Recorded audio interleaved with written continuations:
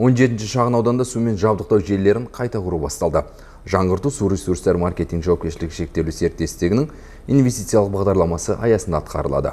Су құбыры шағын ауданның құрылысында, яғни шамамен 50 жыл бұрын салынған. Осы уақыт ішінде құбырлар тозып, нәтижесінде көптеген апаттары орын алды. Қайта құру жұмыстары барысында 1,5 мың метрден астам су құбыры желілері ауыстыру жоспарлануда. 160 труба қазып жатыр қазір.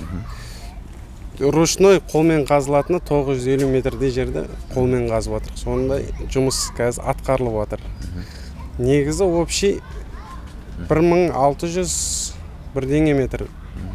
Нақтырақ келгенде 1652 метрдей қазылу керек. Ескі трубаларын ауыстыру жұмысы жүріп жатыр қазір.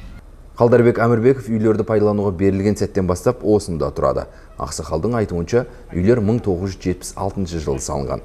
Ал металл құбырларының қызмет ету мерзімі 20-30 жыл. Жиі апаттық жағдайлар шағын аудан тұрғындарының наразылығын тудырады.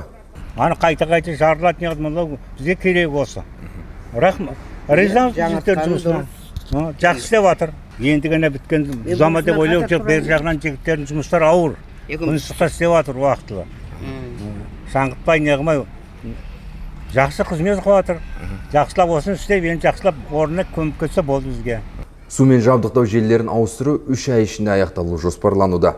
Жаңғырту аясында 17 шағын аудандағы аллеяның суару жүйесі де ауыстырылады.